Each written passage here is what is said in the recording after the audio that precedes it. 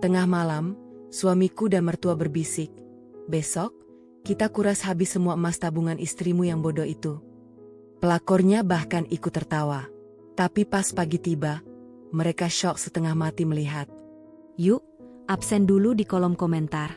Sobat kisah berasal dari kota mana saja?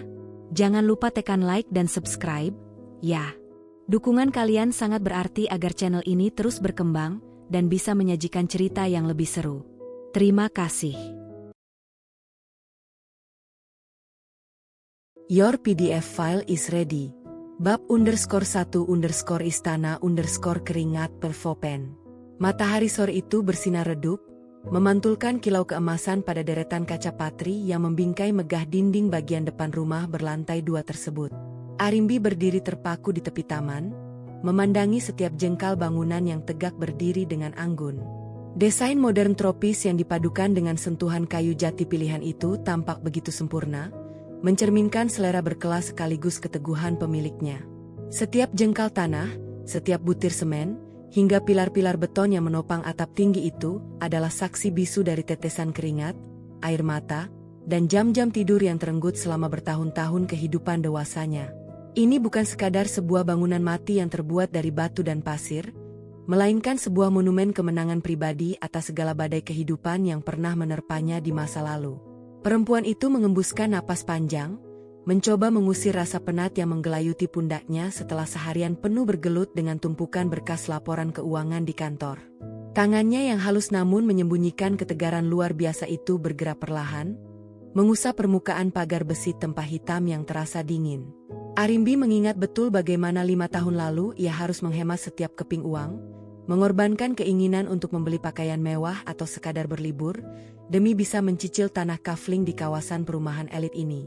Rekan-rekan kerjanya seringkali menyebutnya sebagai wanita gila kerja, seorang penggila karir yang tidak pernah tahu cara bersenang-senang.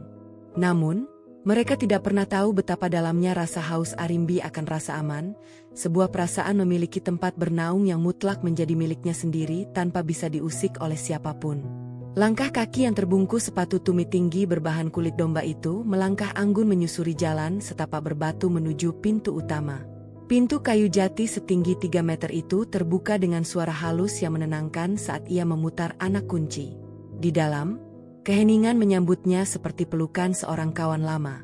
Ruang tamu yang luas dengan langit-langit tinggi itu sengaja dibiarkan tanpa sekat, memberikan kesan lapang yang melegakan dada. Sebuah sofa beludru berwarna krem pucat tertata rapi di tengah ruangan, menghadap ke arah jendela besar yang menyajikan pemandangan kolam renang mini di halaman belakang. Arimbi tersenyum tipis, mengingat betapa ia sendiri yang memilih warna cat dinding abu-abu lembut itu, agar matanya bisa beristirahat dengan tenang setelah seharian menatap layar komputer yang melelahkan. Kemandirian yang ia bangun dengan susah payah ini, adalah pelindung terbaiknya dari dunia luar yang sering kali kejam terhadap perempuan. Sejak usia muda, ketika bisnis keluarga orang tuanya hancur berantakan hingga menyisakan tumpukan utang yang menggunung, Arimbi sudah bersumpah pada dirinya sendiri untuk tidak pernah menggantungkan nasib pada belas kasihan orang lain. Ia belajar berjalan di atas duri, merangkak di kegelapan, hingga akhirnya mampu mendirikan perusahaan konsultasi keuangannya sendiri yang kini berkembang pesat. Keberhasilan itu tidak datang seperti hadiah jatuh dari langit, melainkan hasil dari negosiasi larut malam, presentasi yang menegangkan di hadapan para investor skeptis, dan dedikasi tanpa batas yang menguras seluruh energinya hingga tetes terakhir. Namun, di balik kemegahan dinding-dinding rumah yang kokoh ini, ada sebuah kekosongan emosional yang kerap kali menyergapnya di kala sepi. Arimbi berjalan menuju dapur bersih yang bernuansa putih bersih dengan meja marmer Italia yang berkilau di bawah lampu gantung kristal. Ia menuangkan air putih dingin ke dalam gelas kaca, meneguknya perlahan seraya membiarkan kesegaran itu membasahi tenggorokannya yang kering. Di atas meja marmer itu, terletak sebuah vas bunga keramik berisi beberapa tangkai mawar putih yang mulai layu di ujung kelopaknya. Pemandangan itu mendadak mengingatkannya pada kondisi pernikahannya saat ini, sebuah hubungan yang tampak indah dari luar, namun perlahan-lahan mulai kehilangan denyut kehidupan di dalamnya karena ego dan ketidakseimbangan yang teramat nyata. Suara deru mobil yang memasuki pelataran rumah membuyarkan lamunan panjang Arimbi. Ia menoleh ke arah jendela depan, melihat sebuah sedan hitam yang terparkir tepat di samping kendaraan niaga miliknya. Jantungnya berdesir agak aneh, bukan karena rasa rindu yang membuncah, melainkan karena sebuah antisipasi ketegangan yang entah mengapa selalu hadir setiap kali sang suami pulang ke rumah. Pintu mobil terbuka, dan dari dalamnya keluarlah Bagas, lelaki yang telah mendampinginya selama 3 tahun terakhir ini sebagai suami sah di mata hukum dan agama. Bagas melangkah dengan gaya santai, jaket kulit mahalnya tersampir di bahu, sementara wajahnya menampilkan raut wajah yang selalu tampak acuh tak acuh, seolah-olah seluruh dunia ini berutang budi padanya. Di belakang Bagas, menyusul sesosok wanita parubaya dengan pakaian tenun satin berhias payet berkilauan yang tampak terlalu berlebihan untuk sekadar kunjungan sore hari. Wanita itu adalah Ibu Ratna, ibu mertua Arimbi, yang selalu memandang rumah ini dengan tatapan mata yang sulit diartikan, sebuah campuran antara rasa takjub, iri, dan keinginan tersembunyi untuk menguasai. Arimbi menarik napas dalam-dalam, menguatkan dinding pertahanan mentalnya sebelum melangkah menyambut kedatangan kedua orang tersebut di area ruang tengah. Ia memaksakan sebuah senyuman ramah yang paling tulus yang bisa ia berikan, menghormati keberadaan mereka sebagai bagian dari keluarga yang telah ia pilih secara sadar melalui ikatan pernikahan. "Selamat sore, Ibu, Mas Bagas," sapa Arimbi dengan nada suara yang diatur sedemikian rupa agar tetap terdengar lembut dan menghormati. Ia mendekat, berniat mencium tangan ibu mertuanya sebagai bentuk kesopanan yang tidak pernah ia lupakan. Namun, Ibu Ratna hanya mengulurkan ujung jarinya dengan malas, seakan-akan sentuhan kulit Arimbi adalah sesuatu yang bisa mengotori kebersihan tangannya yang berhias beberapa cincin emas bermata permata besar. Sikap dingin itu sudah menjadi makanan sehari-hari bagi Arimbi. Sebuah penolakan halus yang konsisten yang selalu ia terima sejak hari pertama ia menginjakkan kaki di keluarga mereka sebagai seorang menantu. Ibu Ratna langsung berjalan menuju sofa bludru tanpa menunggu dipersilakan, menjatuhkan tubuhnya yang agak gempal itu dengan gerakan yang sengaja dibuat dramatis, seolah-olah ia adalah pemilik sah dari seluruh kemewahan ini. Matanya langsung mengedar, memeriksa setiap sudut ruangan dengan pandangan mengkritik yang tajam. "Duh, Arimbi, ini pajangan dindingmu kok belum diganti juga? Kemarin ibu lihat di toko perabotan premium dekat pusat kota, ada patung porselen impor yang bagus sekali. Harusnya rumah semegah ini dihiasi barang seperti itu, bukan lukisan abstrak yang tidak jelas maknanya seperti ini," komentar Ibu Ratna dengan nada suara yang sengaja ditinggikan, mengandung sindiran yang menusuk ulu hati. Bagas ikut duduk di samping ibunya, langsung menyalakan televisi layar datar besar yang menempel di dinding, tanpa memedulikan keberadaan istrinya yang masih berdiri di dekat meja makan. "Ya, Bu, Arimbi ini memang terlalu pelit kalau urusan menghias rumah. Padahal uangnya banyak, tabungannya bertebaran di mana-mana, tapi untuk menyenangkan mata suami dan mertua saja hitung-hitungannya luar biasa," timpal Bagas dengan tawa hambar yang terdengar sangat menjengkelkan di telinga Arimbi. Lelaki itu kemudian menyandarkan kepalanya ke bantalan sofa, menumpangkan satu kakinya di atas lutut dengan sikap yang sangat tidak menghargai usaha Arimbi yang telah menjaga kebersihan rumah ini sepanjang waktu. Arimbi mengepalkan tangannya di balik lipatan baju, merasakan denyut kemarahan yang mulai merayap naik ke dadanya. Namun, kecerdasannya menahan emosi itu agar tidak meledak menjadi pertengkaran yang sia-sia. Ia tahu betul bahwa melayani ucapan mereka hanya akan memperpanjang drama yang melelahkan fisik dan batinnya. Rumah ini dibangun dengan uangnya sendiri, murni dari hasil audit dan konsultasi bisnis yang ia jalankan siang dan malam tanpa henti. Bagas sama sekali tidak menyumbang sepeser pun, bahkan uang muka pembelian tanah ini pun murni dari rekening pribadi Arimbi. Kontribusi Bagas dalam rumah tangga ini hampir bisa dikatakan nihil, mengingat penghasilannya sebagai manajer di sebuah perusahaan swasta menengah habis hanya untuk membiayai gaya hidupnya yang tinggi, cicilan mobil sedannya, dan hobi berkumpul bersama teman-teman sosialitanya yang tidak menghasilkan apa-apa.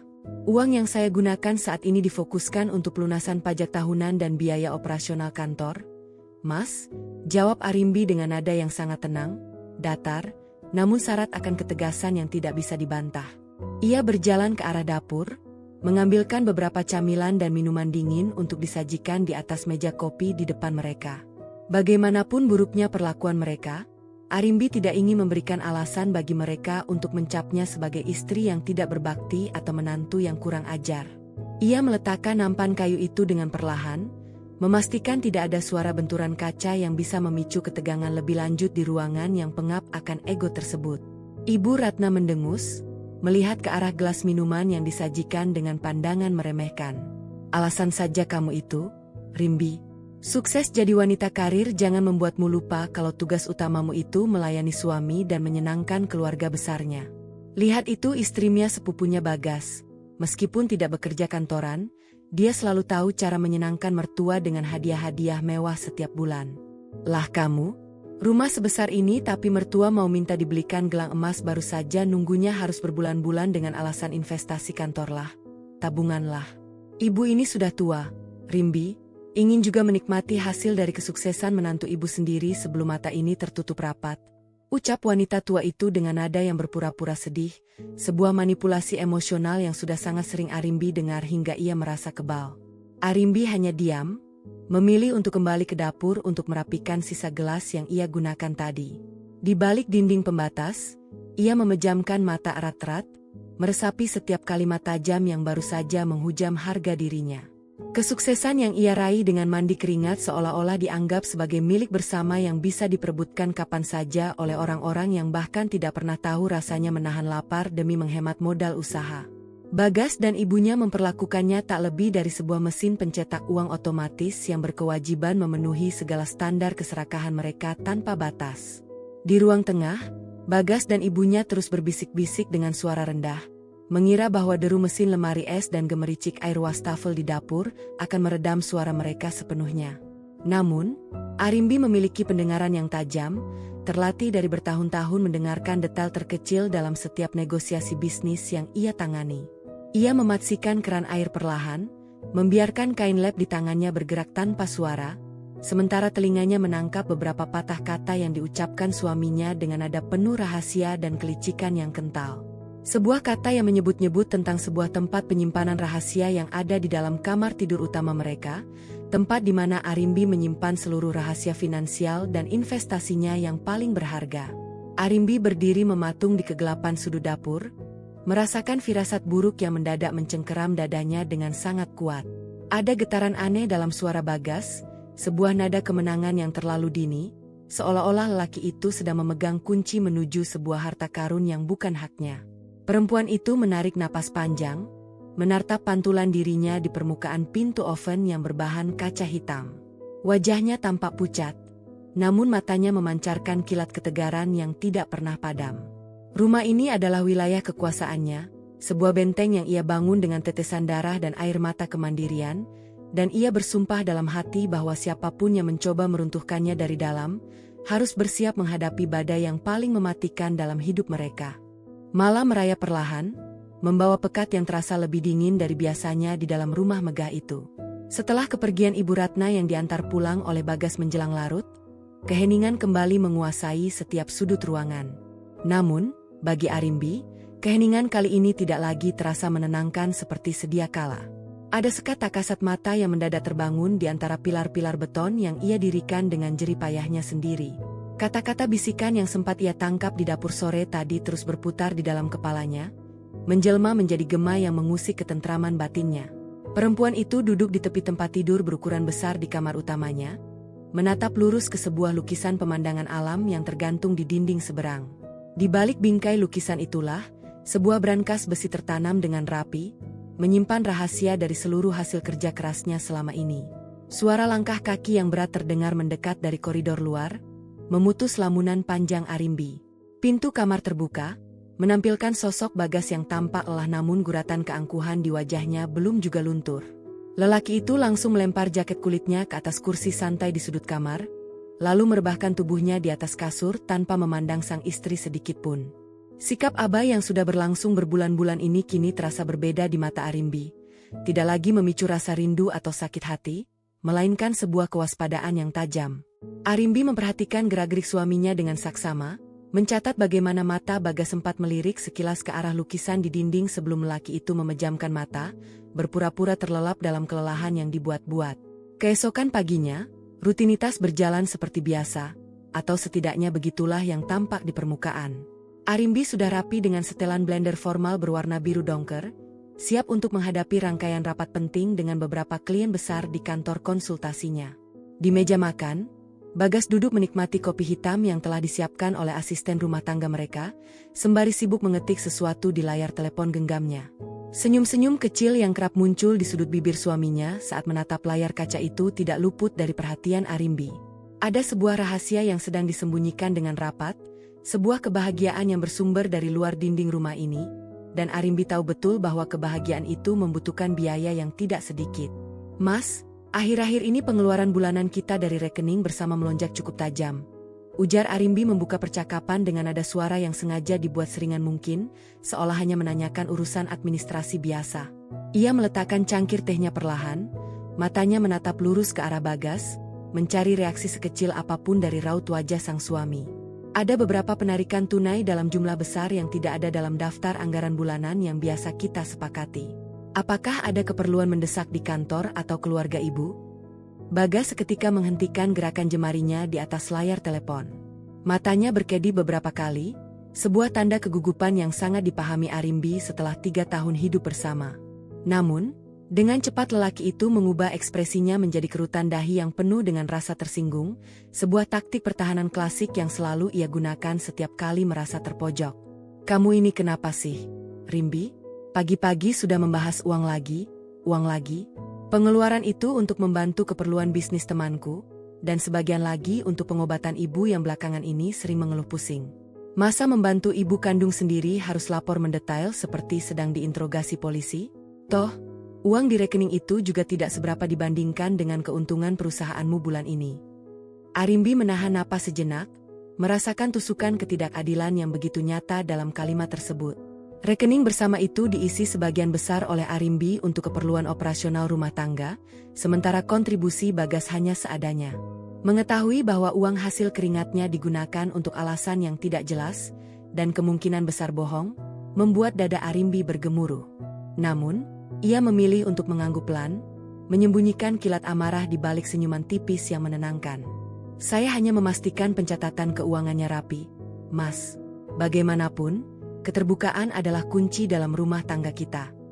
Bagas hanya mendengus, lalu bergegas bangkit dari kursi, menyambar kunci mobilnya tanpa mengucapkan pamit, meninggalkan Arimbi yang masih terpaku di meja makan. Siang harinya, atmosfer di kantor Arimbi begitu padat dengan deru aktivitas profesional. Di ruangan kerjanya yang berdinding kaca tebal, Arimbi mencoba memfokuskan diri pada barisan angka di layar komputer, namun pikirannya terus kembali pada sikap Bagas. Rasa curiga yang mulai tumbuh subur membuatnya mengambil keputusan untuk memeriksa mutasi rekening pribadinya. Di sanalah, sebagian besar asetnya tersimpan dalam bentuk investasi cair dan kepemilikan emas batangan yang ia beli secara berkala sebagai jaminan masa depan. Setiap bulan, ia menyisihkan sebagian keuntungan bersih perusahaannya untuk membeli logam mulia tersebut, yang kemudian ia simpan dengan aman di dalam brankas rumah.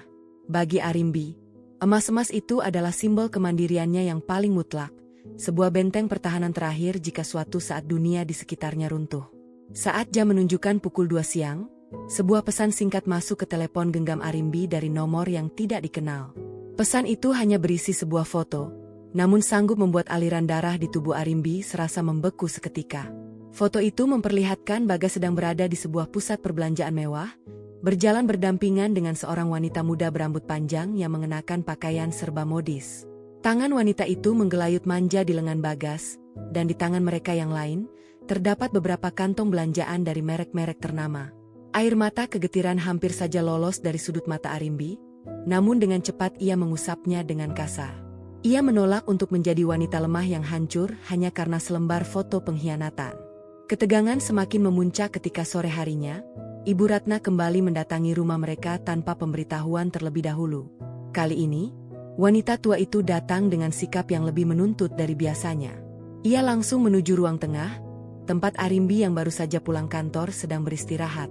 Tanpa basa-basi, Ibu Ratna duduk dan melipat kedua tangannya di dada, menatap Arimbi dengan pandangan yang penuh dengan otoritas semu.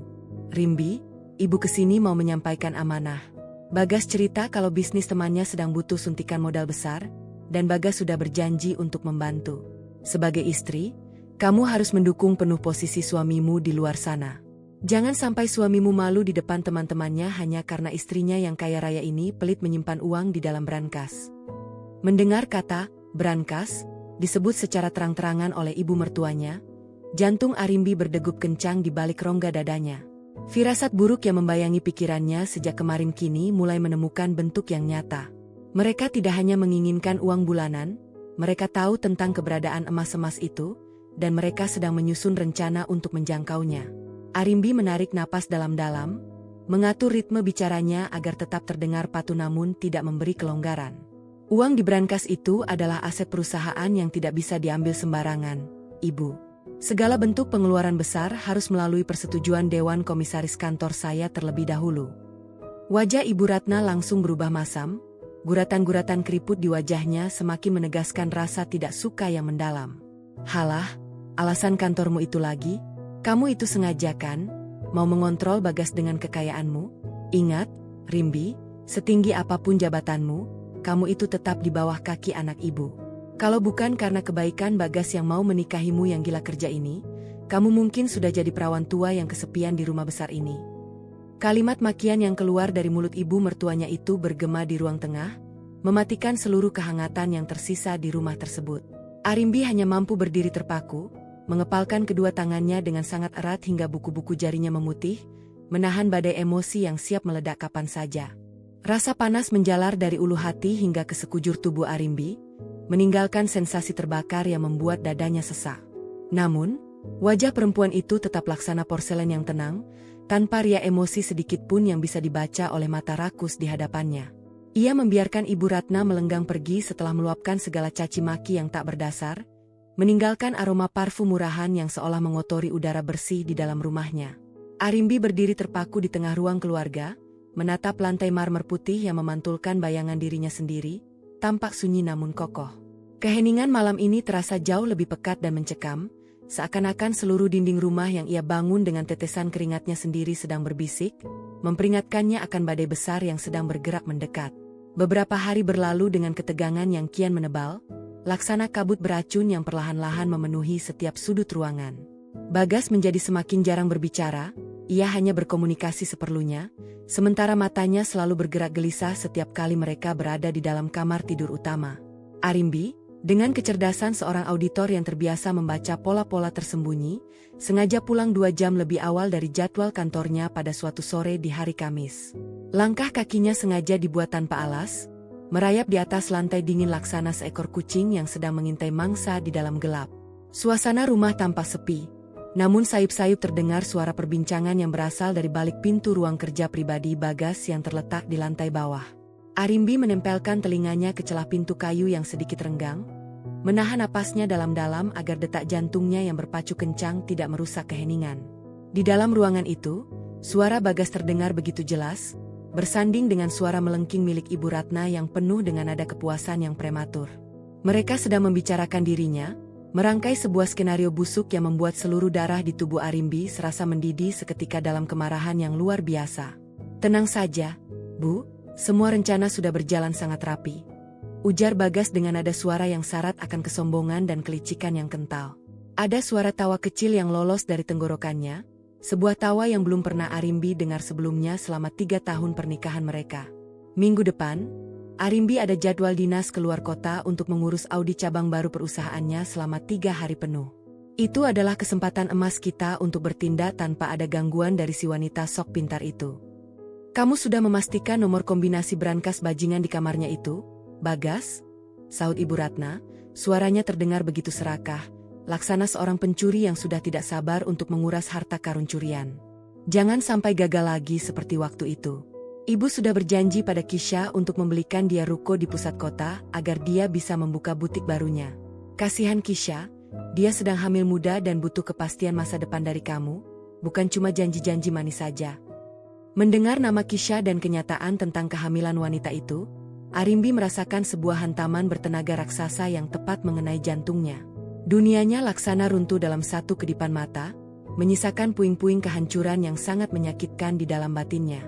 Suaminya, lelaki yang berjanji akan menjaganya di depan Tuhan, ternyata tidak hanya berbagi ranjang dengan wanita lain, tetapi juga bersiap merampas seluruh harta hasil kerja kerasnya demi selingkuhan tersebut. Air mata kegetiran mulai menggenang di pelupuk mata Arimbi, namun ia menggigit bibir bawahnya dengan sangat kuat hingga rasa anyir darah mulai tercecap di lidahnya, menolak keras untuk meneteskan air mata di depan pintu para pengkhianat ini.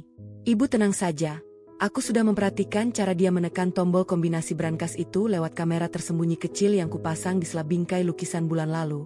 Jawab Bagas dengan nada yang sangat santai, seolah mencuri dari istrinya sendiri adalah sebuah prestasi yang patut dibanggakan. Emas batangan di dalam sana jumlahnya hampir mencapai 5 kilogram. Belum lagi beberapa surat berharga atas nama pribadi yang bisa kita cairkan lewat jaringan temanku. Setelah semua emas itu berada di tangan kita, aku akan langsung mengurus surat cerai dan mengusirnya dari rumah ini dengan tuduhan bahwa dia telah menelantarkan keluarga demi karirnya. Ibu Ratna tertawa terpingkal-pingkal, sebuah suara tawa yang terdengar laksana lolongan burung hantu di tengah malam yang sunyi. Bagus sekali, anakku. Biar dia tahu rasa. Biar dia sadar kalau menjadi wanita karir yang sombong itu tidak ada gunanya jika akhirnya harus gelandangan di jalanan. Rumah mewah ini nanti akan menjadi milikmu dan Kisha, dan ibu bisa tinggal di sini dengan tenang tanpa harus melihat wajah angkuh si Arimbi itu lagi. Perbincangan keji itu terus berlanjut, merinci setiap jengkal penderitaan yang ingin mereka jatuhkan ke atas pundak Arimbi tanpa sepeser pun rasa bersalah. Di balik pintu, Arimbi perlahan-lahan menegakkan tubuhnya kembali, membiarkan rasa sakit yang sempat melumpuhkannya bertransformasi menjadi sebuah kekuatan baru yang sangat dingin dan mematikan. Matanya yang semula berkaca-kaca kini berubah laksana sepasang belati yang siap menghujam jantung lawan di dalam kegelapan. Ia melangkah mundur dengan sangat perlahan, kembali ke lantai atas tanpa menimbulkan suara sedikit pun, membawa serta seluruh kebenaran menjijikkan yang baru saja ia dengar untuk dirajut menjadi sebuah pembalasan yang tak akan pernah mereka lupakan seumur hidup. Kamar tidur utama yang luas itu mendadak terasa laksana sebuah sel penjara yang mendinginkan tulang. Arimbi mengunci pintu kayu rapat-rapat, lalu menyandarkan punggungnya di sana sembari membiarkan tubuhnya merosot perlahan hingga terduduk di atas lantai yang dingin.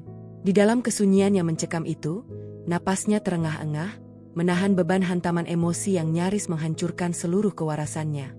Rasa sakit itu datang bertubi-tubi, menusuk tepat di ulu hati, menjalar menjadi rasa sesak yang membuatnya hampir tidak bisa menghirup udara. Bayangan pengkhianatan Bagas, tawa serakah Ibu Ratna, hingga nama wanita lain yang tengah mengandung anak dari suaminya, berputar-putar di dalam kepala laksana badai monster yang siap mencabik-cabik jiwanya hingga tak bersisa.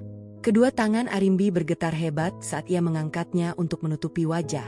Air mata yang sejak tadi ditahannya dengan sekuat tenaga akhirnya luruh juga, membasahi pipi hingga jatuh ke atas lantai marmer.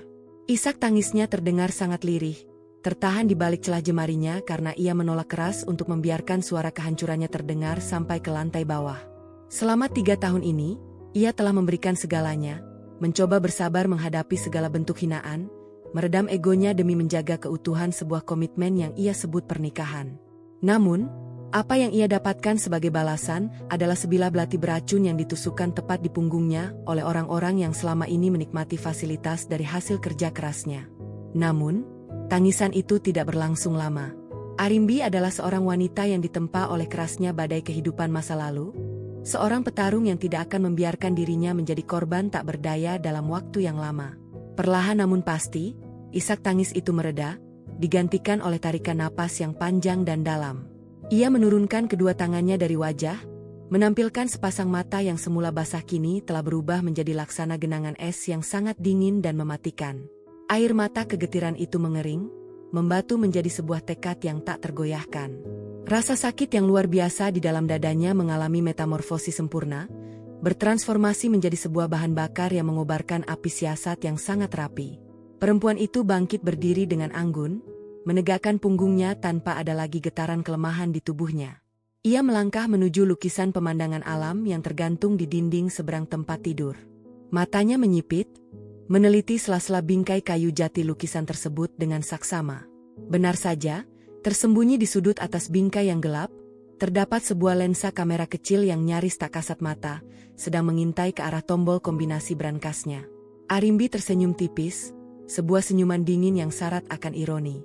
Bagas mengira dirinya sangat cerdik dengan memasang mata-mata elektronik di dalam kamarnya sendiri, tanpa menyadari bahwa trik murahan seperti itu justru menjadi awal dari kehancuran total yang sedang menantinya di depan gerbang keserakahan. Arimbi tidak langsung mencabut kamera tersembunyi tersebut.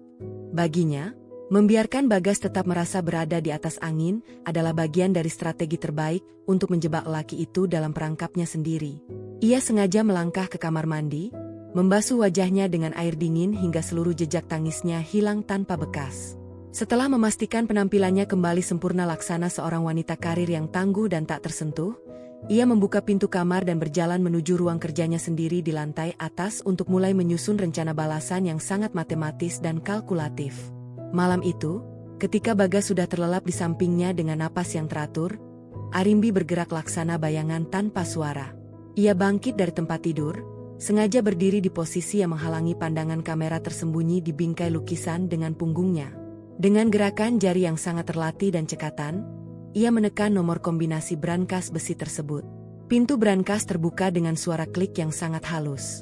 Di dalam sana, berjejer rapi puluhan batangan emas murni dengan total berat mencapai 5 kg, berkilau indah di bawah temaram lampu kamar.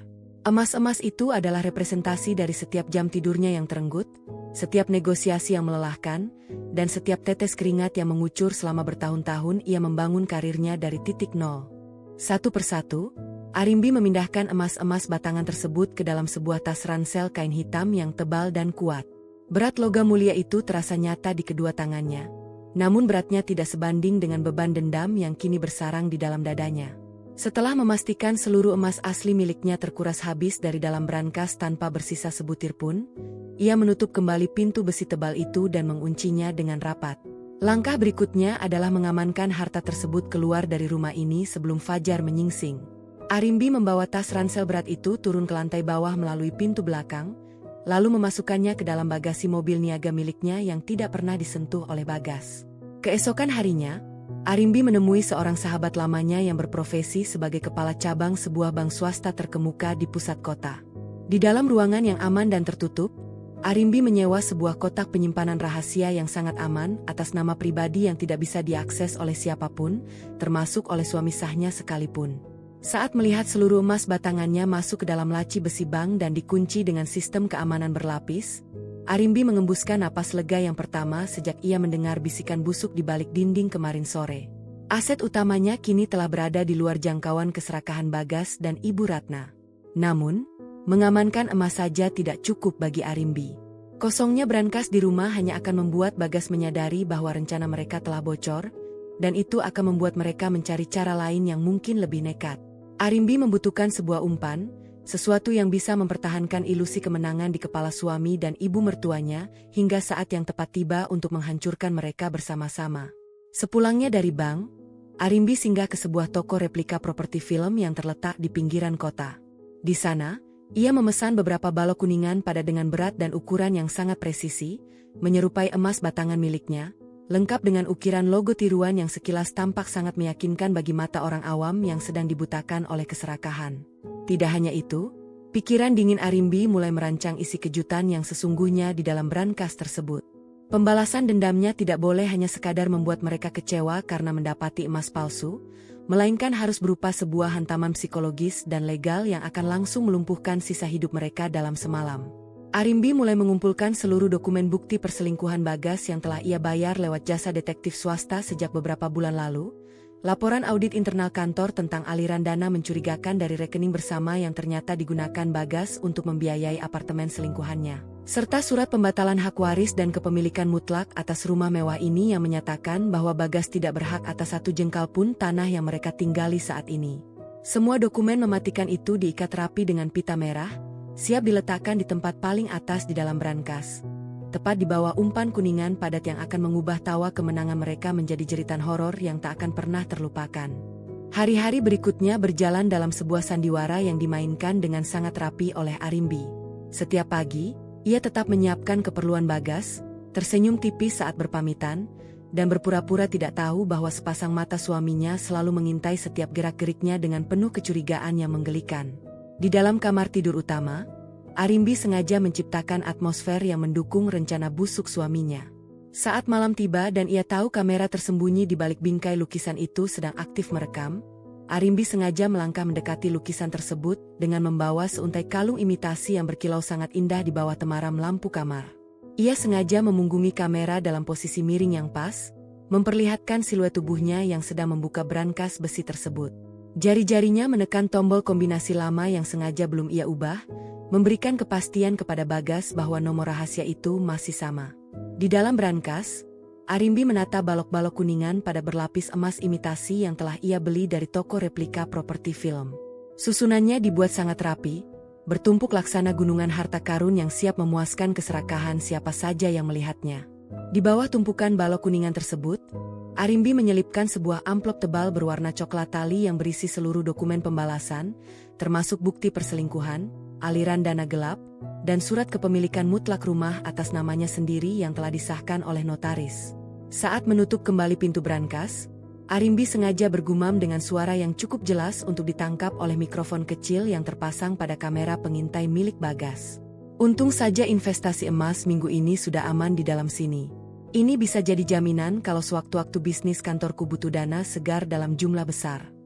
Setelah mengatakan hal itu, ia mematikan lampu kamar dan merebahkan diri di samping Bagas yang berpura-pura tidur dengan napas yang sengaja diatur berat. Arimbi bisa merasakan bagaimana tubuh suaminya sedikit menegang setelah mendengar gumamannya, sebuah reaksi kepuasan tersembunyi dari seorang pencuri yang merasa umpannya telah termakan habis. Keesokan harinya di meja makan, suasana terasa jauh lebih tenang dari biasanya. Sebuah ketenangan palsu yang biasa hadir tepat sebelum badai besar menghancurkan segalanya. Bagas duduk dengan melipat koran pagi, sesekali melirik ke arah Arimbi yang sedang mengoles selai ke atas roti panggangnya dengan gerakan yang sangat anggun.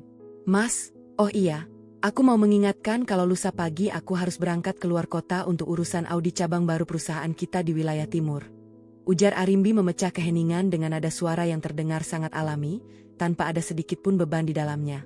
"Perjalanan ini akan memakan waktu sekitar 3 hari penuh karena banyak berkas hukum yang harus aku tanda tangani secara langsung di sana."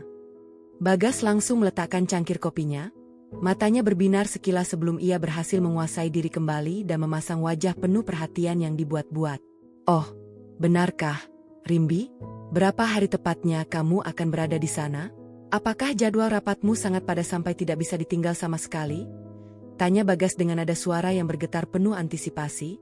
Sebuah nada yang sangat dipahami Arimbi sebagai bentuk kegembiraan seorang predator yang melihat mangsanya masuk ke dalam perangkap yang salah. "Iya, Mas, 3 hari penuh tanpa jeda," jawab Arimbi sembari menatap lurus ke dalam sepasang mata suaminya dengan senyuman yang paling manis yang bisa ia berikan. "Aku mungkin akan sangat sulit dihubungi karena lokasi pabrik barunya berada di daerah pegunungan yang sinyal telepon genggamnya sangat tidak stabil. Jadi, aku titip rumah ini ya, Mas. Tolong pastikan semuanya aman selama aku tidak ada di sini."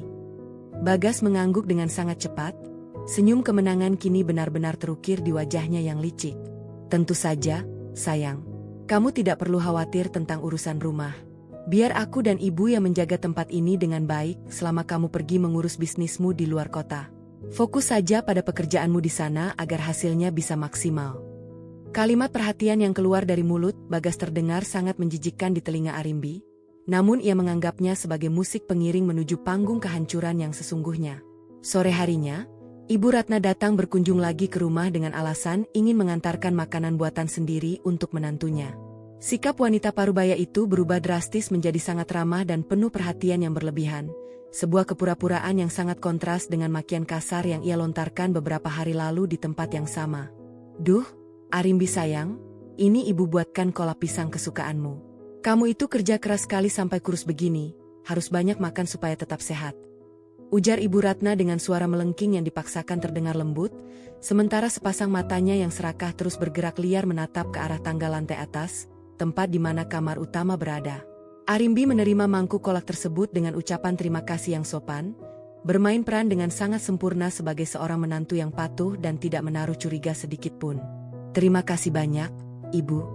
Kebetulan sekali lusa saya harus dinas keluar kota selama beberapa hari, jadi perhatian dari ibu ini sangat berarti untuk saya sebelum menempuh perjalanan jauh."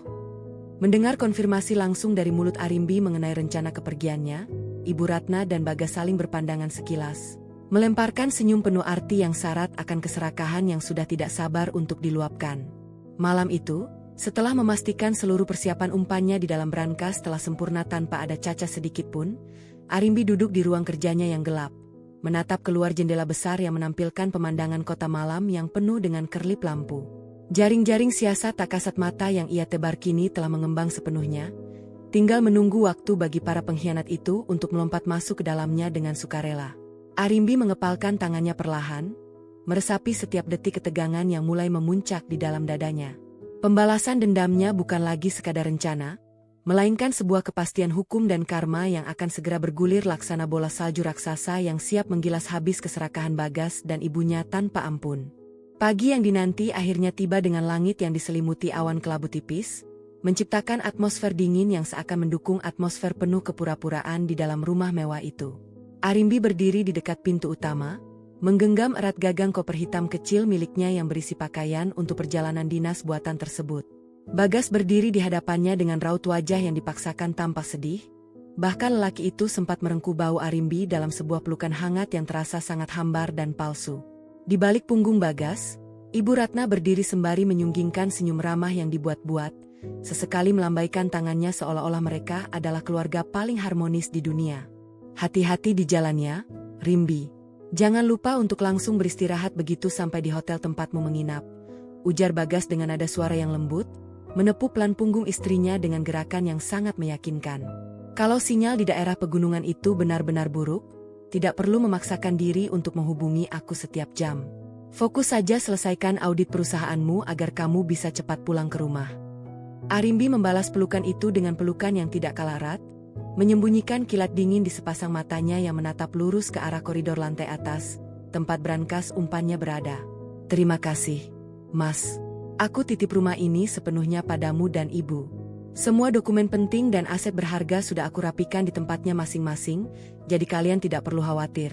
Jawab Arimbi dengan nada suara yang sangat tenang, menyisipkan makna ganda yang tentu saja tidak akan ditangkap oleh otak suaminya yang sedang dipenuhi oleh bayangan tumpukan emas murni.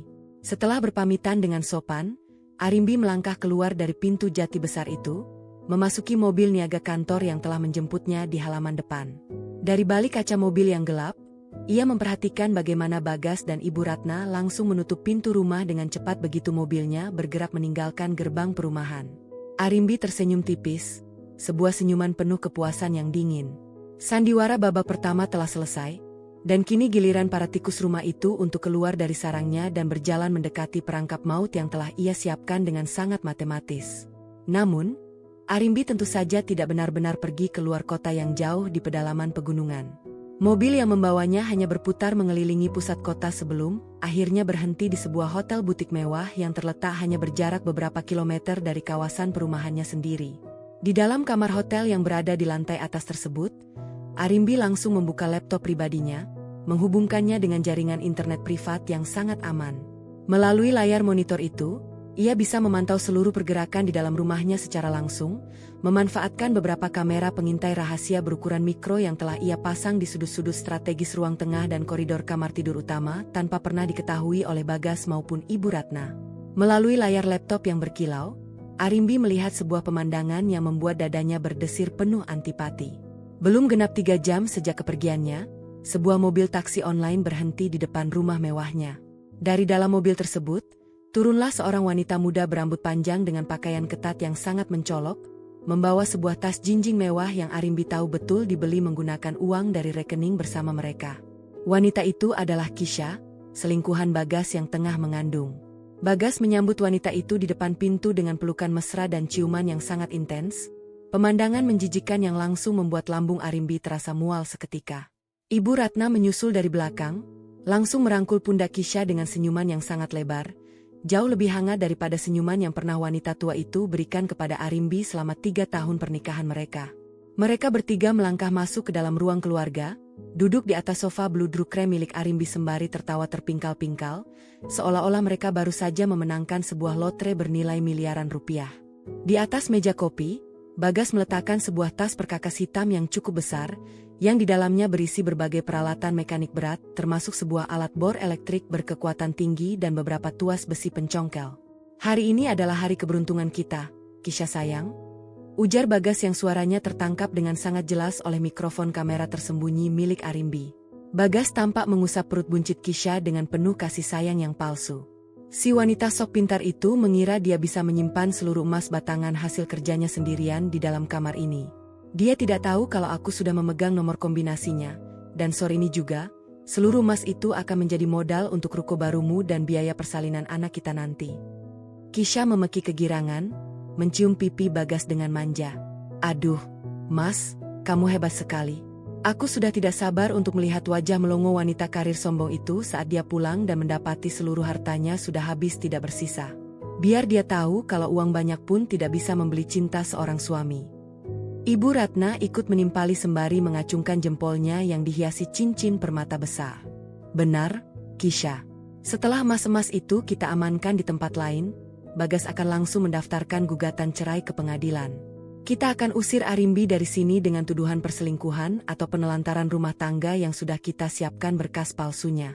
Rumah ini akan menjadi milik kalian berdua, dan ibu akhirnya bisa hidup tenang dengan menantu yang tahu cara menghormati orang tua seperti kamu.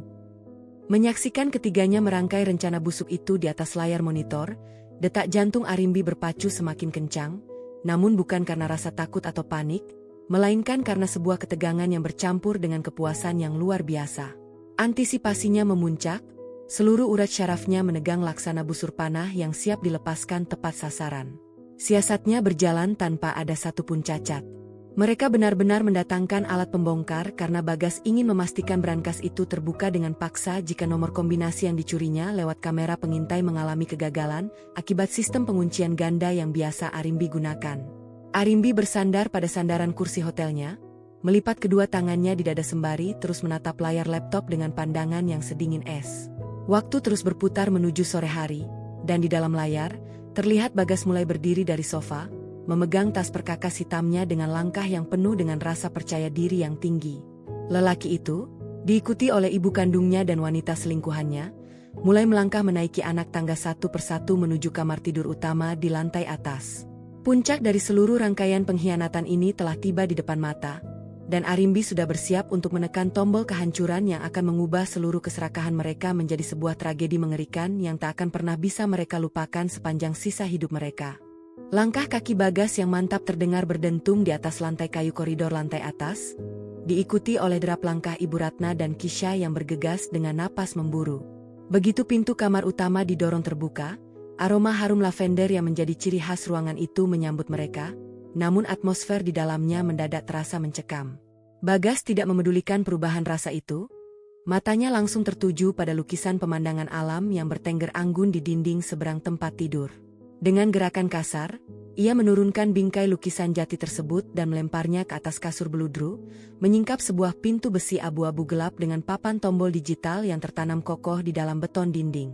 "Ini dia, Bu, Kisha, lihat ini," seru Bagas dengan mata yang membelalak lebar, memancarkan binar keserakahan yang sudah tidak bisa dibendung lagi. Tangannya yang sedikit bergetar mulai mendekati papan tombol digital. Sesuai dengan rekaman kamera rahasia yang telah ia pelajari berulang kali, jemarinya menekan 6 digit angka kombinasi milik Arimbi dengan sangat presisi. Begitu angka terakhir ditekan, terdengar suara desis mekanis yang halus, diikuti oleh bunyi klik yang menandakan selongsong besi pengunci di dalam pintu brankas telah bergeser terbuka. Ibu Ratna langsung memekik tertahan, menutup mulutnya dengan kedua tangan yang dipenuhi perhiasan imitasi. "Terbuka, Bagas. Ya Tuhan, anakku memang hebat. Cepat buka pintunya, ibu sudah ingin melihat kilau emas batangan si angku itu." Kisha pun ikut merapat. Tubuhnya menempel pada lengan Bagas dengan pandangan mata yang lapar, menatap lurus ke arah celah pintu besi yang perlahan mulai renggang. Bagas menarik pintu brankas itu dengan satu hentakan kuat. Tarikan napas lega dan tawa kemenangan instan meledak di dalam kamar tidur utama yang sunyi tersebut. Di dalam kompartemen utama brankas, berjejer rapi puluhan balok kuningan pada berlapis emas imitasi yang memantulkan cahaya lampu kamar dengan sangat menyilaukan. Bagi mata 3 orang yang sedang dibutakan oleh kabut ketamakan, balok-balok itu tampak nyata laksana harta karun terbesar yang pernah mereka lihat. Bagas tertawa terpingkal-pingkal, tangannya bergerak cepat meraup 2 balok teratas dan mengangkatnya ke udara. "Kita kaya, Kisha. Ibu lihat ini, 5 kilogram emas murni ini sekarang jadi milik kita. Arimbi bodoh itu tidak tahu kalau seluruh hidupnya telah kita kuras habis sore ini." Namun, tawa kemenangan itu hanya bertahan tidak lebih dari 10 detik. Ketika Bagas hendak memasukkan balok-balok emas tersebut ke dalam tas perkakas hitam yang dibawanya, selembar kertas putih tipis yang terselip di bawah tumpukan logam itu menarik perhatiannya. Di atas kertas tersebut, tertulis sebuah kalimat pendek yang dicetak tebal dengan tinta merah darah. "Selamat datang di gerbang kehancuran kalian sendiri. Angkat balok ini, dan hitung mundur sisa kebebasan kalian." Kerutan dahi Bagas langsung dalam, Rasa dingin mendadak merayap dari ujung jari kaki hingga ke tengkuknya. Sebelum ia sempat mencerna arti dari kalimat peringatan tersebut, sebuah suara klik elektronik yang cukup keras terdengar dari bagian dalam brankas. Detik berikutnya, sebuah layar digital mini yang tersembunyi di sudut dalam brankas menyala, menampilkan angka hitung mundur berwarna merah menyala yang bergerak mundur dengan sangat cepat dari angka 30. Pada saat yang sama, mekanisme pengunci otomatis tambahan yang dipasang Arimbi bekerja secara instan. Seluruh pintu dan jendela kamar utama bergulir turun laksana rolling door besi tebal berstandar keamanan tinggi, mengunci mereka bertiga di dalam ruangan tanpa ada celah untuk meloloskan diri. "Mas, suara apa itu? Kenapa pintunya tertutup sendiri?" teriak Kisha. Wajahnya yang semula penuh riasan tebal kini berubah pucat pasi laksana mayat. Ia berlari menuju pintu kamar, memukul-mukul permukaan besi baja yang kini menutup rapat jalan keluar mereka. Ibu Ratna mulai panik. Napasnya tersengal-sengal menatap angka merah di dalam brankas yang kini menunjukkan angka 15. "Bagas, apa yang kamu lakukan? Cepat matikan mesin itu." Ibu tidak bisa bernapas. Kengerian yang sesungguhnya meledak ketika angka hitung mundur itu menyentuh angka 0. Bukannya ledakan fisik yang menghancurkan bangunan, melainkan sebuah teror psikologis dan legal yang jauh lebih mematikan. Suara sirine keamanan berkekuatan tinggi melengking keras dari sudut langit-langit kamar, memekakan telinga dan memicu kepanikan massal di dalam ruangan yang tertutup rapat. Bersamaan dengan itu, proyektor kecil yang terhubung dengan sistem brankas menembakkan cahaya ke dinding putih kamar, menampilkan tayangan video langsung beresolusi tinggi. Di dalam layar proyeksi tersebut, tampak sosok Arimbi yang sedang duduk dengan tenang di sebuah ruangan hotel mewah, memegang seangkring cangkir teh dengan senyuman dingin yang sangat mengerikan. "Halo Bagas, Ibu Ratna, dan Kisha." Suara Arimbi bergema melalui pengeras suara kamar, terdengar begitu jernih, datar, namun syarat akan otoritas yang mematikan. "Kalian menyukai kejutan yang aku siapkan? Emas yang kalian pegang itu adalah kuningan murah, sama murajnya dengan harga diri dan kesetiaan yang kalian miliki. Di bawah balok-balok kuningan itu, ada sebuah amplop coklat. Aku sarankan kalian membacanya sekarang, selagi unit kepolisian dan tim pengacara hukumku sedang dalam perjalanan menuju rumah ini." Bagas menjatuhkan balok kuningan di tangannya hingga menimbulkan dentuman keras di lantai.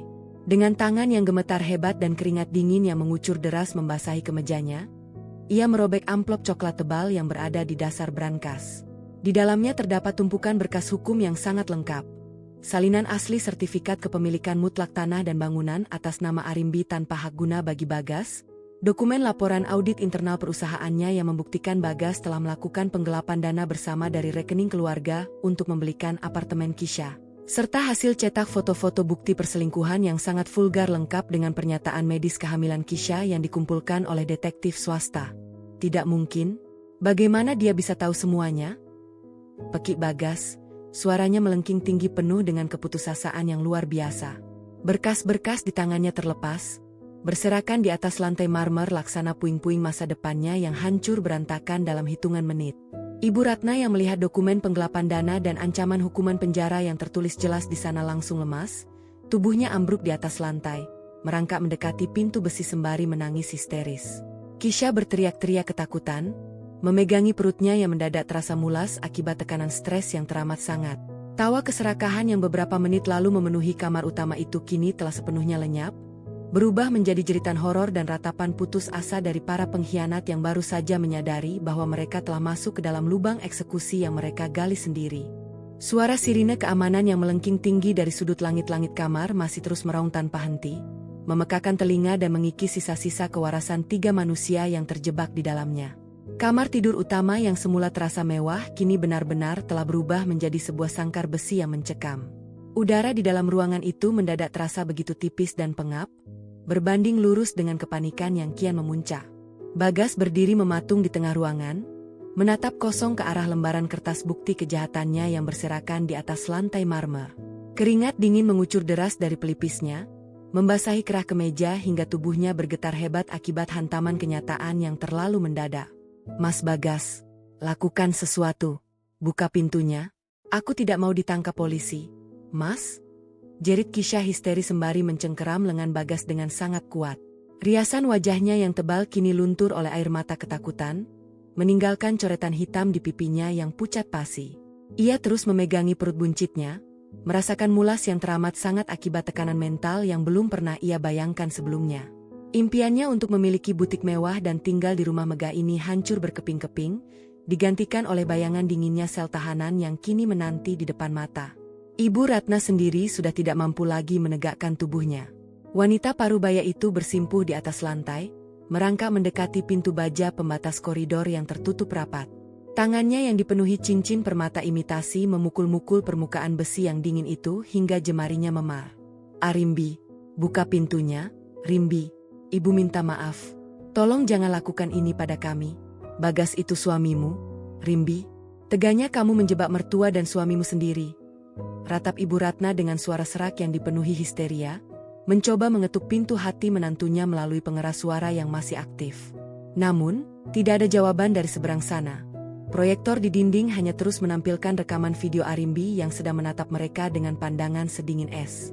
Bagas mencoba meraih telepon genggamnya dari saku celana dengan tangan yang gemetar. Ia berniat menghubungi Arimbi, memohon belas kasihan atau setidaknya mencari celah untuk bernegosiasi. Namun, layar ponselnya sama sekali tidak menangkap sinyal. Sistem pengaman berlapis yang diaktifkan oleh Arimbi ternyata tidak hanya mengunci pintu dan jendela, melainkan juga mematikan seluruh jaringan komunikasi di dalam kamar tersebut menggunakan alat pengacak sinyal berstandar premium. Lelaki itu melempar ponselnya ke atas kasur dengan penuh kemarahan dan keputusasaan yang meluap-luap. Ia beralih ke tas perkakas hitam yang tergeletak di dekat brankas, menyambar sebuah mesin bor elektrik berkekuatan tinggi, lalu mengarahkannya ke celah pintu besi baja. Suara bising bor yang bergesekan dengan logam baja menderu keras, menciptakan percikan api kecil yang menambah kengerian di dalam ruangan. Namun, mata bor itu patah dalam hitungan detik, tanpa meninggalkan bekas goresan yang berarti pada pintu pengaman tersebut. Pintu itu dirancang khusus untuk menahan hantaman benda berat dan bor industri, sebuah investasi keamanan yang sengaja Arimbi siapkan jauh-jauh hari menggunakan vendor terpercaya perusahaannya. Menyadari usahanya sia-sia, Bagas menjatuhkan mesin bor itu ke lantai, lalu berlutut di samping tumpukan balok kuningan tiruan yang kini laksana monumen kebodohannya sendiri. Ironi yang teramat sangat kini menampar wajah mereka bertiga. Beberapa menit yang lalu, mereka tertawa terpingkal-pingkal, saling melempar pujian atas kelicikan yang mereka anggap sebagai kecerdasan, dan bersiap merayakan kemenangan di atas penderitaan Arimbi. Sekarang, di dalam ruangan yang sama, mereka saling menyalahkan dalam kepanikan massal yang menghancurkan mental. Kisha mulai memaki Ibu Ratna, menuduh wanita tua itu sebagai dalang yang terlalu serakah mendorong Bagas untuk bertindak nekat. Ibu Ratna yang tidak terima pun membalas dengan cacian yang tidak kalah kasar, menyebut Kisha sebagai wanita pembawa sial yang menghancurkan masa depan anak kesayangannya. Di tengah pertengkaran yang dipenuhi ratapan itu, suara deru mobil yang berhenti di halaman depan rumah terdengar samar di balik tebalnya dinding baja. Tidak lama kemudian, terdengar suara langkah kaki bersepatu laras yang berderap masuk ke dalam rumah melalui pintu utama lantai bawah yang telah dibuka secara remote oleh Arimbi dari jarak jauh. Suara ketukan keras pada pintu luar kamar utama terdengar berwibawa, diikuti oleh pengumuman dari pihak berwajib yang menyatakan bahwa rumah tersebut telah dikepung dan mereka diminta untuk menyerahkan diri atas tuduhan penggelapan dana berencana serta percobaan pencurian dengan pemberatan. Mendengar suara tersebut, sisa-sisa pertahanan mental Bagas runtuh sepenuhnya. Ia terduduk lemas di lantai, menutup wajahnya dengan kedua tangan, menyadari bahwa tirai sandiwara keserakahannya telah ditutup dengan kepuasan karma yang paling mematikan. Suara lengkingan sirine yang semula memenuhi kamar tidur utama akhirnya mati secara otomatis, menyisakan keheningan yang jauh lebih menakutkan bagi 3 orang yang meringkuk di dalamnya. Pintu baja pembatas koridor perlahan bergulir naik dengan suara desis mekanis yang halus. Cahaya lampu koridor yang terang menerobos masuk, menyinari ruangan yang kini telah berantakan oleh kertas-kertas dokumen dan balok-balok kuningan yang berserakan. Di ambang pintu yang terbuka luas itu, berdirilah sesosok wanita dengan keanggunan yang mutlak. Arimbi melangkah masuk ke dalam kamar tidurnya sendiri, mengenakan setelan blazer hitam pekat yang tampak sangat kontras dengan wajahnya yang tenang namun memancarkan aura dominasi yang dingin laksana es. Di belakang Arimbi, beberapa petugas kepolisian berseragam lengkap dan seorang pria parubaya berkacamata yang merupakan pengacara pribadi Arimbi berdiri dengan sikap siaga. Pemandangan itu seketika menghentikan ratapan Ibu Ratna dan Kisha. Bagas perlahan mengangkat kepalanya yang semula tertunduk di antara kedua lutut. Sepasang mata lelaki itu membelalak lebar saat melihat istrinya berjalan mendekat tanpa ada sedikit pun raut kesedihan atau keterkejutan di wajahnya. Arimbi berdiri tepat di tengah ruangan, melipat kedua tangannya di depan dada sembari menatap lurus ke arah suami, ibu mertua, dan wanita selingkuhan yang kini tampak laksana tikus-tikus basah yang terjebak di sudut selokan. Bagaimana rasanya, Mas? Apakah kejutan di dalam berangkasku cukup memuaskan ekspektasi ruko baru untuk Kisha? Tanya Arimbi dengan nada suara yang sangat tenang, halus, namun setiap patah katanya terdengar laksana hantaman palu godam yang menghancurkan sisa harga diri Bagas. Ia berjalan perlahan, sengaja menginjak selembar foto bukti perselingkuhan Bagas yang tergeletak di atas lantai marmer, seolah sedang menginjak-injak seluruh pengkhianatan yang pernah dilemparkan kepadanya. Bagas mencoba bangkit berdiri dengan sisa-sisa keberaniannya yang sudah rapuh, namun kedua lututnya bergetar hebat hingga ia kembali terduduk lemas di tepi kasur. Rimbi, kamu sengaja menjebak kami? Tega sekali kamu melakukan ini pada suamimu sendiri. Aku ini suamimu, Rimbi. Kita bisa bicarakan ini baik-baik tanpa harus membawa polisi ke rumah kita. Ucap Bagas dengan suara serak yang bergetar penuh keputusasaan, mencoba menggunakan status pernikahan mereka sebagai tameng terakhirnya. Arimbi melepaskan sebuah tawa kecil yang sangat dingin, sebuah tawa yang sanggup membuat bulu kuduk siapa saja yang mendengarnya meremang. Bicarakan baik-baik, Mas? Apakah kalian memikirkan kata bicarakan baik-baik saat berbisik di ruang kerja untuk menguras seluruh investasiku dan mengusirku dari rumah yang kubangun dengan tetesan keringatku sendiri? Apakah ibu memikirkan statusku sebagai menantu saat memaki saya sebagai wanita mandiri yang sombong dan tidak berguna? Sepasang mata Arimbi kini berkilat tajam, menatap lurus ke arah Ibu Ratna yang langsung memalingkan wajahnya karena tidak sanggup menahan sorot mata penuh amarah terpendam tersebut. Ibu Ratna yang semula gemetar mendadak merangkak maju, mencoba meraih ujung celana Arimbi dengan tangan yang berlumur keringat dingin. Arimbi, nak, ibu hilaf. Ibu tua yang bodoh ini hanya memikirkan masa depan cucu ibu yang sedang dikandung Kisha. Tolong cabut laporannya, Rimbi. Bagas itu anak tunggal ibu, kalau dia masuk penjara, siapa yang akan menghidupi ibu? Ratap wanita tua itu dengan air mata yang membasahi keriput wajahnya, mencoba memanipulasi emosi Arimbi dengan rasa iba yang kini sudah tidak mempan lagi. Arimbi melangkah mundur satu langkah, menghindari sentuhan tangan ibu mertuanya dengan gerakan yang sangat dingin. Keserakahan ibu bukan tanggung jawab saya untuk memaafkannya. Kalian bertiga telah menyusun rencana kejahatan dengan sangat matang, menggunakan kamera tersembunyi, membawa alat pembongkar mekanis, dan bersiap memalsukan berkas perceraian untuk membuang saya ke jalanan. Sekarang, saat jaring siasat ini berbalik menjerat leher kalian sendiri, kalian meminta saya untuk bermurah hati. Arimbi menoleh ke arah pengacaranya, memberikan isyarat verbal yang sangat tegas. Bapak pengacara, pastikan seluruh bukti otentik termasuk rekaman video pembongkaran brankas dan alat bukti mekanis yang mereka bawa dicatat dengan lengkap untuk proses persidangan penggelapan dana berencana. Kisha yang sejak tadi hanya bisa menangis ketakutan di sudut ruangan tiba-tiba berteriak histeris, memandang Arimbi dengan tatapan penuh dendam yang bercampur ketakutan. Kamu wanita kejam, kamu tidak punya hati. Aku sedang hamil anak Bagas. Bagaimana bisa kamu setega ini memisahkan seorang ayah dari anaknya yang belum lahir? Arimbi membalikkan tubuhnya perlahan, menatap Kisha dengan pandangan meremehkan yang sangat dalam. Anak yang kamu kandung adalah darah daging dari seorang pria pencuri dan penggelap dana yang tidak memiliki masa depan. Dan kamu, Kisha, menikmati fasilitas mewah dari uang yang ditarik secara ilegal dari rekening operasional keluarga saya. Nikmatilah konsekuensi dari pilihan hidupmu yang gemar merebut milik orang lain. Setelah mengucapkan kalimat pemungkas tersebut, Arimbi melangkah mundur, memberikan ruang bagi para petugas kepolisian untuk bergerak maju dan memasang borgol besi pada kedua pergelangan tangan Bagas yang kini hanya bisa tertunduk pasrah tanpa mampu mengeluarkan sepatah kata pun. Derap langkah kaki para petugas kepolisian yang menggiring Bagas keluar dari kamar tidur utama terdengar berdentum berat di atas lantai kayu koridor, menyisakan gema yang perlahan menjauh menuju lantai bawah. Ibu Ratna dan Kisha pun digelandang mengekor di belakang dengan pengawalan ketat.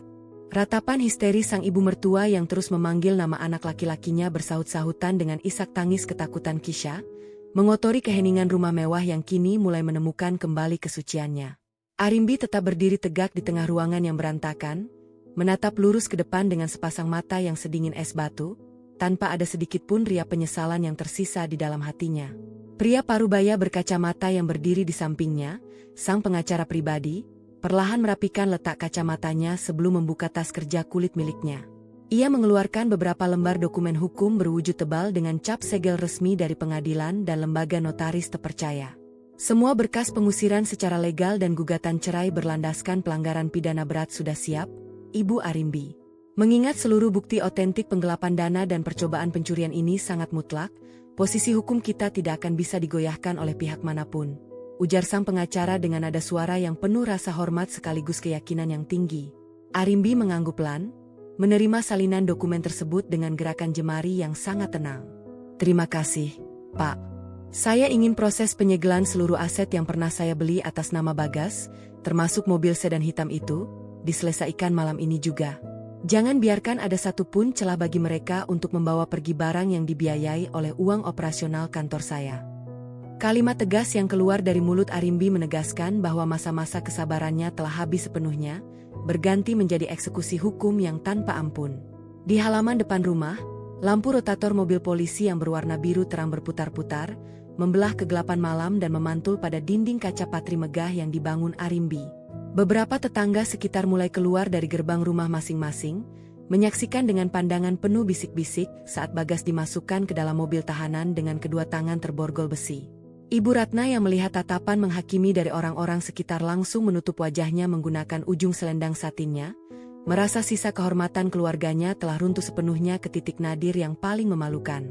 Beberapa petugas hukum lainnya mulai memasang pita segel berwarna kuning terang di depan pintu ruang kerja pribadi Bagas dan menyita beberapa barang bukti elektronik untuk keperluan penyidikan lebih lanjut.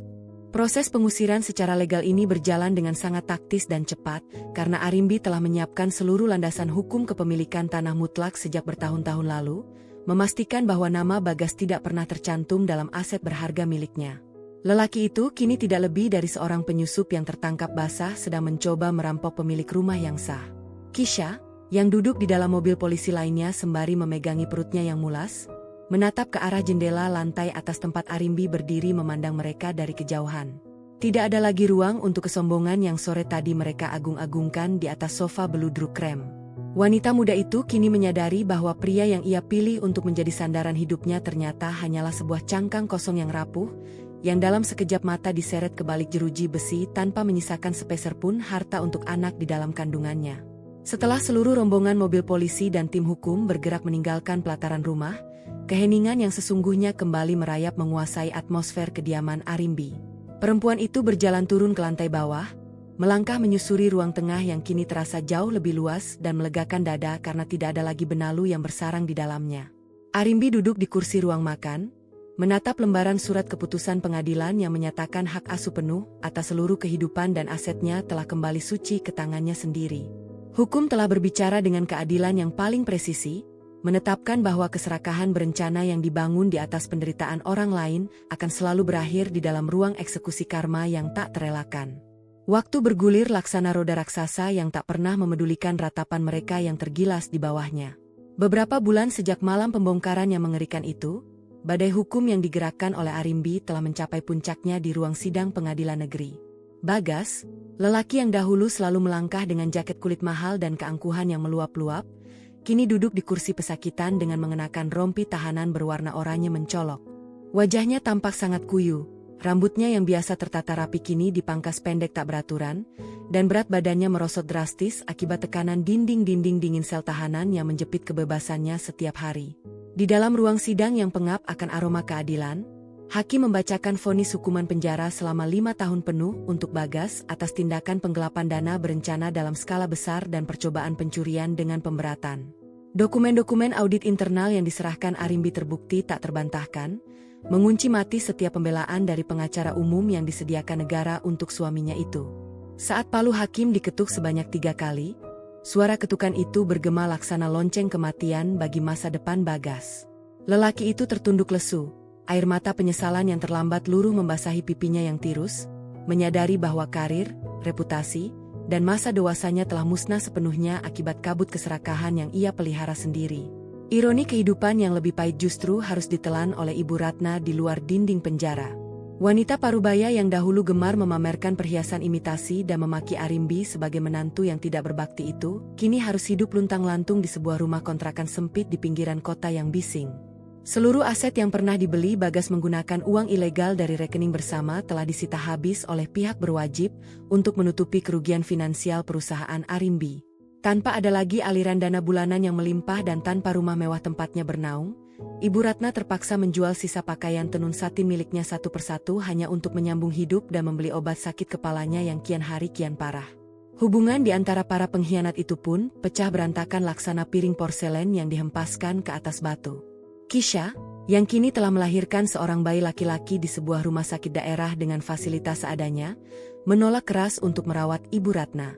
Wanita muda itu justru menuduh mantan ibu mertua tirinya itu sebagai penyebab utama mengapa hidupnya kini hancur lebur tanpa pegangan ekonomi. Setiap kali mereka bertemu di area kunjungan penjara atau di luar, makian dan cacian kasar selalu saling mereka lontarkan, saling menyalahkan atas ide gila membongkar brankas emas milik Arimbi yang ternyata menjadi pintu gerbang menuju neraka kehidupan mereka saat ini.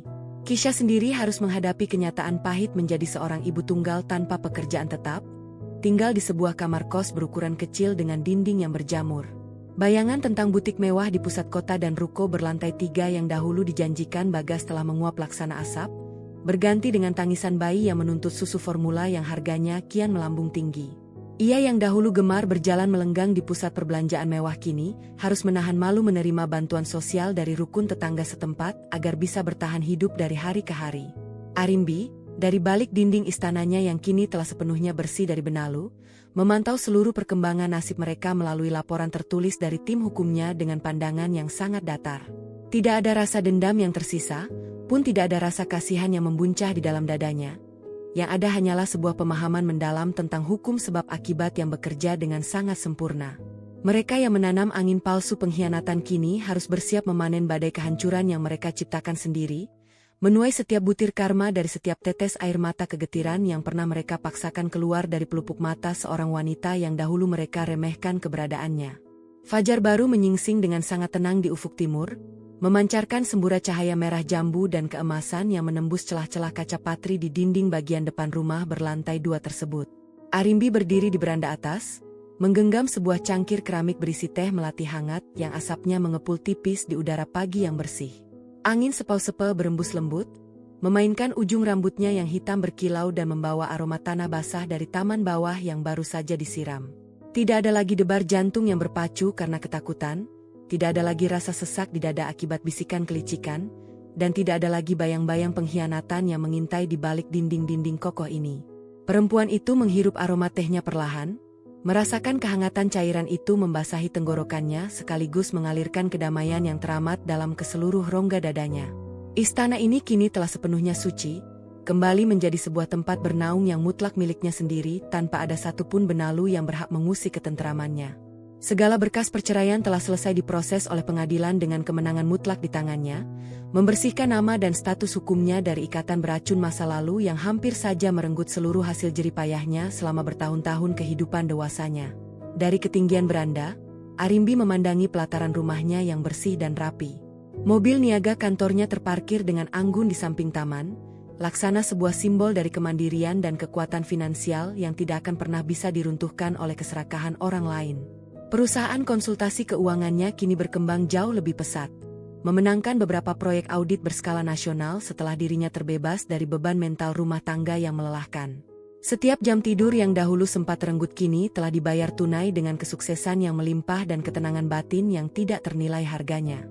Arimbi meletakkan cangkir tehnya di atas meja kayu kecil di samping kursi santai, lalu melangkah masuk kembali ke dalam kamar tidur utama melalui pintu kaca yang terbuka lebar.